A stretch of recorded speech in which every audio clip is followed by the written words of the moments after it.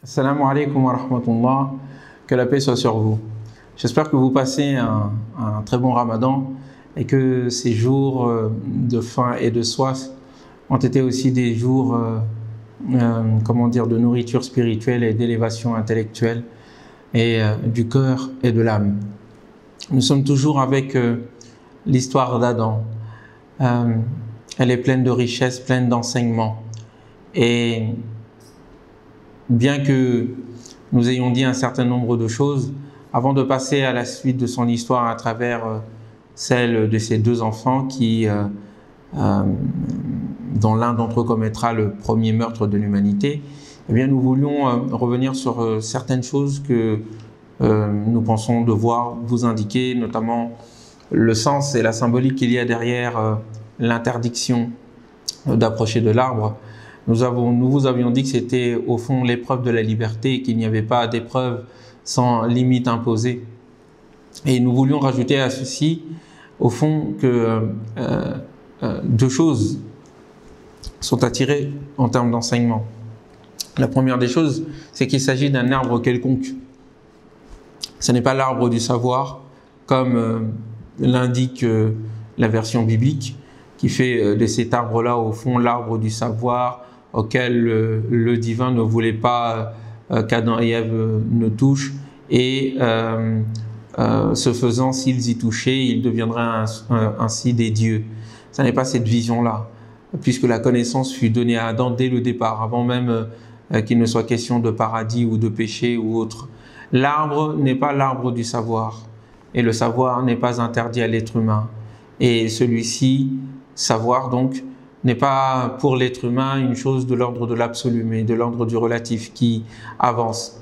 Et jamais ce savoir-là ne pourrait atteindre les mystères des cieux et de la terre, comme le divin lui-même l'a indiqué aux anges, afin que ces derniers reconnaissent leur relativité et se prosternent, car la prosternation permet la relativisation de soi et donc la progression vers l'infini de soi. Il en va de même pour cet arbre-là. L'arbre n'est pas l'arbre du savoir, n'est pas l'arbre de la connaissance, et ce n'est pas la pomme de la connaissance que l'on croque, dont on fait ensuite une marque pour ordinateur bien connu. Non, ce n'est pas cela. Ce mythe-là est un mythe, qui n'est pas fondateur de l'humanité.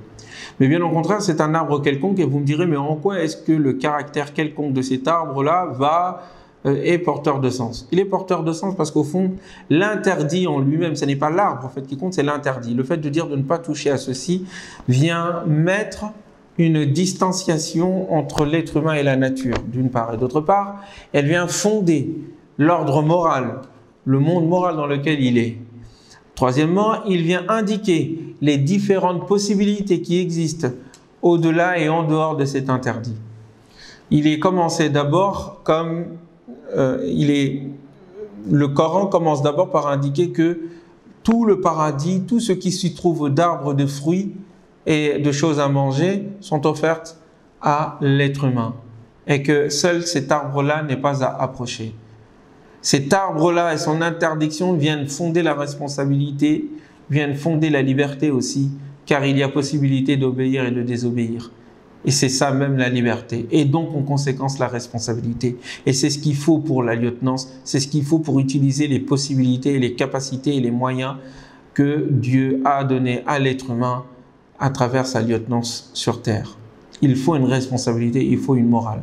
Or, ce qui fonde la morale, c'est à un moment donné la capacité de distinguer ce qui est de l'ordre du faisable et de ce qui n'est pas faisable moralement, de ce qui est de l'ordre du bien et du mal, de ce qui est de l'ordre de ce que l'on peut faire et de ce qu'on ne peut pas faire. Et cela, effectivement, est moral, subjectif. Et c'est ce qui fonde, au fond, l'humanité, c'est-à-dire sa capacité à se détacher de la bestialité, de l'animalité. Et cette distinction n'est faisable que dans sa conscience, que dans l'élévation de la conscience. Or, la conscience ne se fonde que dans la capacité à un moment donné à distinguer les deux ordres, la nécessité et la liberté d'une part, et à pouvoir choisir et à distinguer dans son choix ce qui est faisable, ce qui n'est pas faisable, ce qui est bien et ce qui est mal. Voilà, à notre avis, l'enseignement que l'on peut tirer dans le fait de poser un arbre quelconque et de le dire ça c'est interdit. Et ainsi, c'est la limite vis-à-vis de laquelle la liberté de l'être humain va s'exercer, en conséquence sa conscience, sa morale et tout l'univers intérieur qui fait de lui un calife. Ceci étant dit, d'autres leçons sont à tirer, mais je tenais quand même à parler de ce point. J'aimerais arriver à cette histoire, celle des deux enfants d'Adam, Habil ou Qabil. Dans la Bible, on dit Abel et Caïn, ou Caïn et Abel.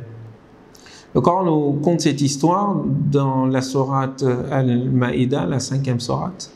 Après avoir parlé des enfants d'Israël et du refus de ces derniers d'entrer dans la ville sainte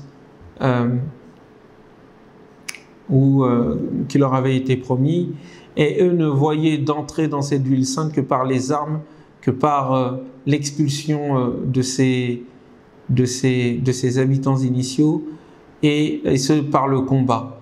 D'ailleurs, ils vont dire à Moïse en lui disant « Va, toi et ton Seigneur, combattez, et nous restons ici ». Alors qu'il ne leur a jamais été demandé de combattre. Il leur a juste été demandé d'entrer dans la ville, d'entrer par la porte. Et en y entrant, ils seront vainqueurs, et donc ils n'auront pas à craindre l'animosité des ennemis supposés. Bref, l'entrée était simple, ils en furent. Ils le transformèrent en combat et en nécessité de tuer. C'est juste après cette histoire-là que l'histoire de Habil, Qabil, Abel et Caïn nous est contée. Et il est dit « Watlu alayhim naba ibn Adam » récite et raconte-leur l'histoire des deux fils d'Adam. Lorsqu'ils firent une offrande et l'offrande de l'un fut choisie au détriment de l'autre. Qala, il dit alors, la aqtulannak, celui qui vit son offrande refusée par le divin, dit à son autre frère, à son frère, la aqtulannak, je vais te tuer. Qala innama yataqabbalu Allahu min al-muttaqin, et l'autre, le pieux, Abel, de lui répondre, mais en réalité, Dieu n'accepte que les pieux. C'est ton manque de piété qui a fait que ton offrande n'a pas été acceptée. Et si moi j'ai été accepté, ça n'est pas pour autre critère. Ce n'est pas un critère intrinsèque, c'est un critère moral. Ensuite, le frère continue en disant, si jamais tu me tues, tu tends la main pour me tuer, moi je ne serai pas de ceux qui tendraient la main pour te tuer. Inni, car à ce que je souhaite, ce que je veux en ayant cette attitude-là, c'est que tu prends tes péchés et les miens et que tu fasses ainsi partie, si tu veux aller dans ce sens-là, du nombre des gens de l'enfer. Et son âme lui fit embellir et fut ployée pour lui cette envie de tuer l'intention et la volonté de tuer son frère, et il le tua donc. Il fut donc ainsi parti des perdants. Et Dieu envoyait à ce moment-là ensuite un oiseau, un corbeau, un oiseau, afin de lui montrer comment il doit protéger, enterrer en fait son frère, cacher, protéger la saou'a, le corps sans défense et cadavérique de son frère. Qala, et lorsqu'il le vit, Ya waylata, malheur à moi, a'ajaztu, et j'étais incapable de protéger et d'enterrer en fait mon frère comme cet oiseau le fit avec le sien. Fa asbaha minan nadimin, il fit donc partie de ceux qui regrettent. Min ajli zalika, continue le Coran, et c'est pour cette raison katabna ala bani Israël que nous prescrivîmes aux enfants d'Israël أنه من قتل نفسا بغير نفس, celui qui tue une âme بغير نفس sans que cela soit en raison d'une âme qu'il aurait tuée أو فساد في الأرض ou d'une corruption qu'il sème sur terre, فكأنما قتل الناس جميعا, c'est comme s'il avait semé et c'est comme s'il avait tué l'humanité entière. ومن أحياها, et c'est lui qui fait vivre une âme, فكأنما أحيا الناس جميعا, c'est comme s'il avait fait vivre et rendu la vie à toute l'humanité. Voilà l'histoire telle qu'elle nous est contée, dans le Coran en tous les cas. Quel est l'enseignement qu'il faut en tirer? La première des choses, avant de tirer des enseignements, j'aimerais évacuer un certain nombre d'histoires qui sont racontées autour de cela et qui malheureusement nous sont contées même dans des programmes islamiques entre guillemets à nos enfants et tout ce qui va avec. Je me souviens de ma fille Hadia qui à un moment donné, après avoir lu des livres qui lui furent offerts pour lire ces histoires-là d'une part, et à travers des dessins animés religieux entre guillemets qui lui furent montrés, et elle me demanda, elle dit mais papa, donc si j'ai bien compris, Abel et Akan et Abel se sont disputés parce qu'ils voulaient l'un et l'autre épouser la sœur de l'autre. Je dis comment ça? Et c'est une histoire que bien sûr on m'a racontée quand j'étais tout petit. Et cette histoire vous fut sans doute racontée, indiquant qu'au début de l'humanité, Adam et Ève, les enfants d'Adam et Ève se mariaient entre eux. Et que celle-ci, Ève, donnait des enfants par deux jumeaux, hommes et femmes. Et les jumeaux, le premier couple de jumeaux, se marier avec l'autre couple de jumeaux qui naîtrait après, et que Abel, devant épouser la fille ou la sœur avec laquelle Caïn serait né, Caïn devait épouser la sœur avec laquelle Abel serait né. Je dis serait, tout ça c'est au conditionnel. Et donc de ce fait, Caïn voulait épouser la sœur avec laquelle lui il était né et ne voulait pas épouser celle qui lui était destinée. Et pour trancher l'affaire, alors une offrande fut proposée, l'un et l'autre, et puis en fin de compte c'est l'offrande d'Abel qui a été choisie. Ce dernier avait apporté une brebis et l'autre avait apporté des légumes, des fruits, enfin des choses de la terre, et que le feu sacré venant du ciel avait brûlé l'offrande d'Abel et avait délaissé celle de Caïn, et c'est la raison pour laquelle ce dernier fut en colère, pris de jalousie et voulut tuer son frère. Bref, je vous raconte cette histoire pour la nier immédiatement et pour la mettre de côté comme étant une histoire farfelue. Et je ne comprends pas comment d'ailleurs on peut raconter ce genre d'histoire, parce qu'au fond on dit que l'inceste est possible. Parce que c'est ça, il a épousé sa sœur. On ne peut pas faire autrement. Donc, comment est-ce que les mariages se faisaient au début de l'humanité? Je n'étais pas là, je ne suis pas au courant, je ne sais pas ce qui s'y passe, et nous n'avons pas de révélation sur le sujet. Tout ce que nous pouvons avoir, ce ne sont que des élucubrations, des superstitions, qui n'ont pas de preuves concrètes. Ça, c'est un élément, et il est fort dommage que les musulmans aient repris cette histoire-là et cette interprétation-là pour ensuite le diffuser et au fond faire poser des questions à nos enfants et aux enfants que nous étions en se disant tiens, étrange, donc à l'époque l'inceste était possible. Bon, même si on avait pour justification que l'humanité à l'époque n'était pas assez nombreuse. Bon, ça c'est la parenthèse que je voulais indiquer et mettre de côté. En l'occurrence, le Coran ne raconte pas du tout cette histoire. Le Coran parle effectivement de quelque chose qui a eu lieu entre ces deux frères. Une offrande a été acceptée alors que l'autre n'a pas été acceptée. Pour quelle raison? Est-ce qu'il s'agissait de la lieutenance? Est-ce qu'il s'agissait de l'héritage de leur père? L'un devait être le chef.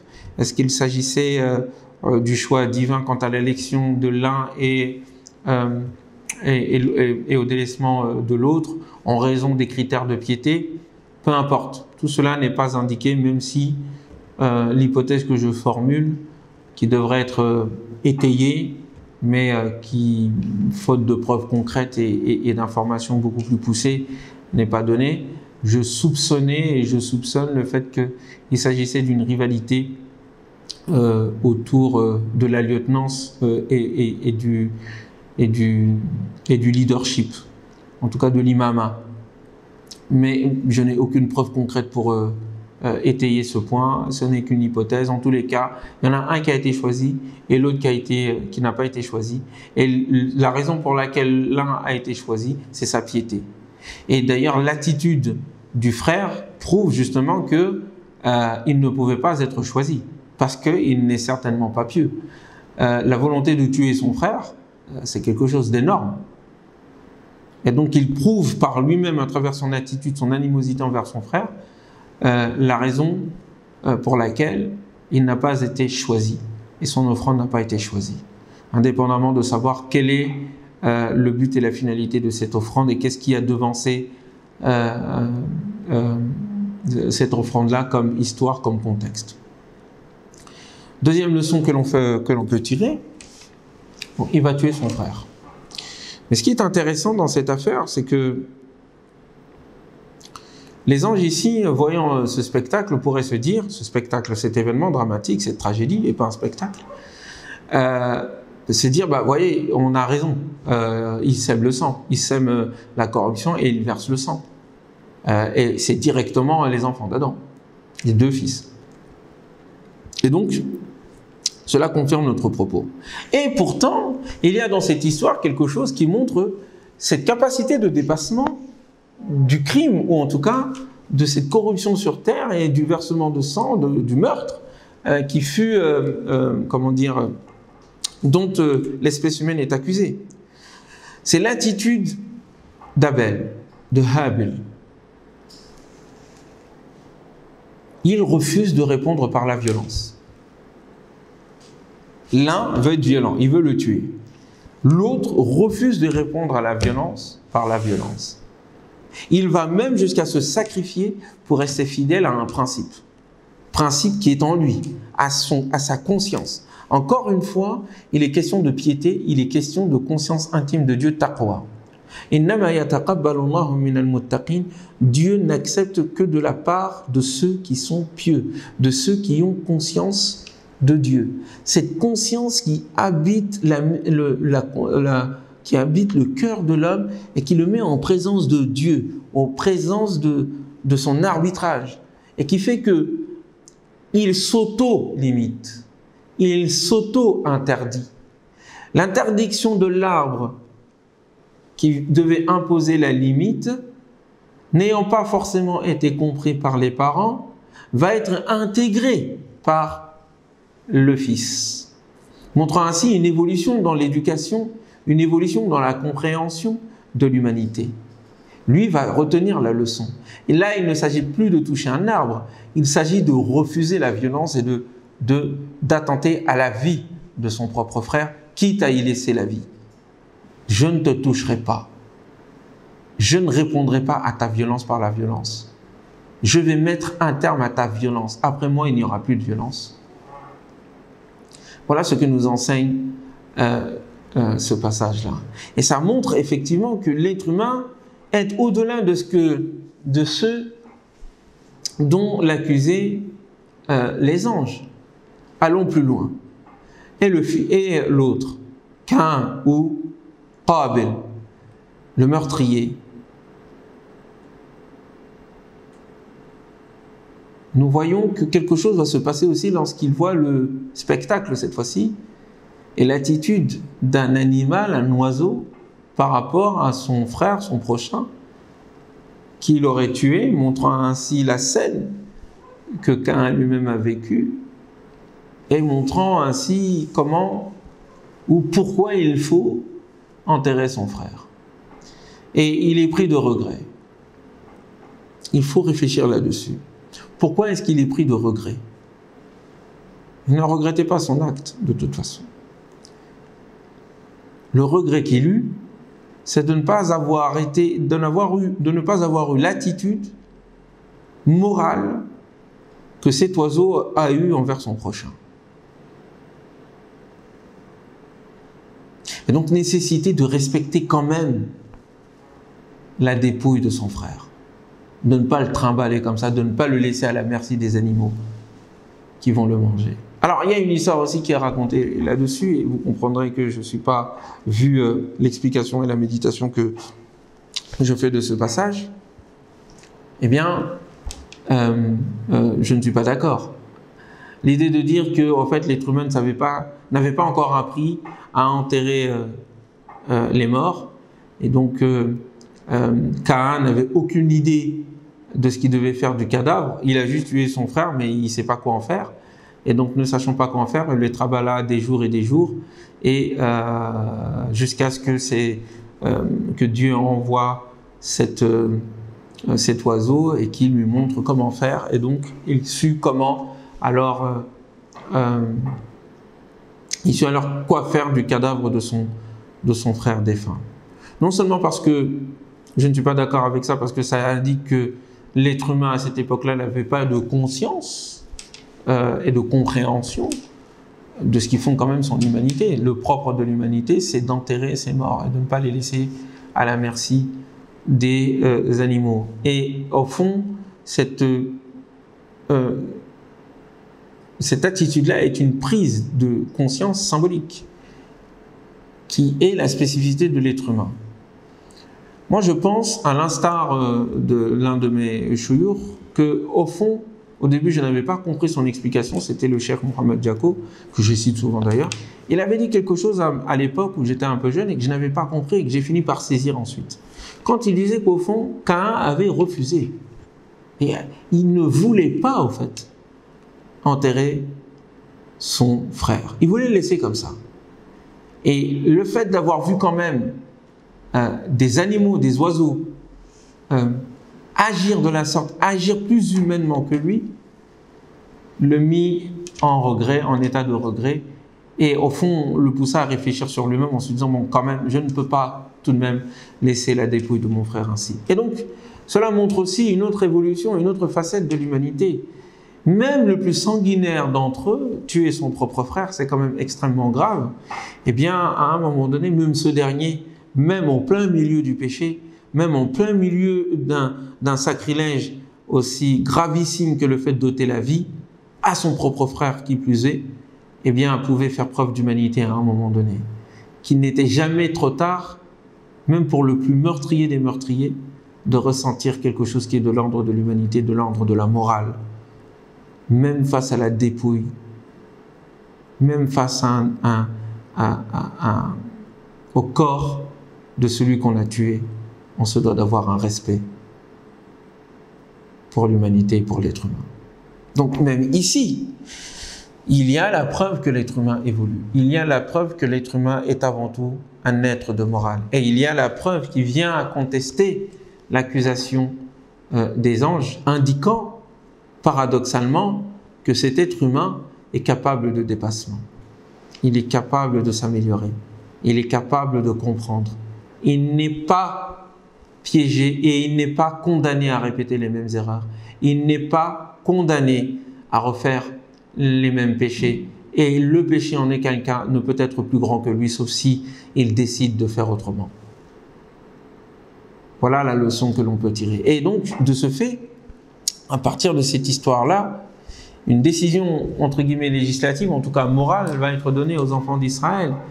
Est-ce la première des législations qui vient interdire formellement le fait de tuer un être humain et que cela soit mis dans le cadre d'une loi à travers un livre, la Torah?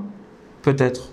L'histoire ici nous montre au fond l'évolution de la loi morale et de la loi tout court et des conséquences. Le fait d'ôter une âme est semblable au fait d'ôter à toute l'humanité sa vie. Quel beau principe. Mais vous verrez que ce passage-là, par exemple, va être réinterprété dans l'héritage, dans un certain héritage juif, comme étant celui qui tue l'âme d'un enfant d'Israël. Le Coran va corriger ce passage-là en lui redonnant sa version originelle, sa version cosmique et universelle.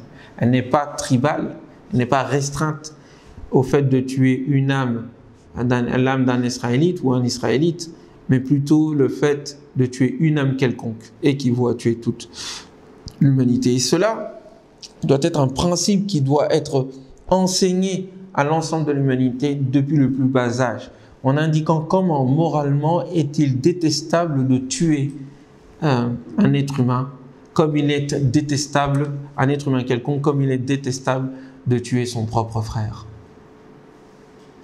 Voilà un peu la leçon que l'on peut tirer de l'ensemble de l'histoire d'Adam et Ève, depuis leur mise en lieutenance sur terre, en passant par leur situation au paradis et la désobéissance qui eut lieu à l'intérieur, les causes de cette désobéissance, l'innocence originelle de l'être humain, de la femme comme de l'homme, et le fait que le péché ne peut pas être un péché originel et éternel et ne peut pas être une malédiction, car Dieu a pardonné, Dieu est pardonneur, et il donne toujours à l'être humain la chance de prouver, de prouver son humanité et de prouver sa lieutenance et sa dignité d'occuper ce poste-là, ce rôle-là, ce rôle sur terre.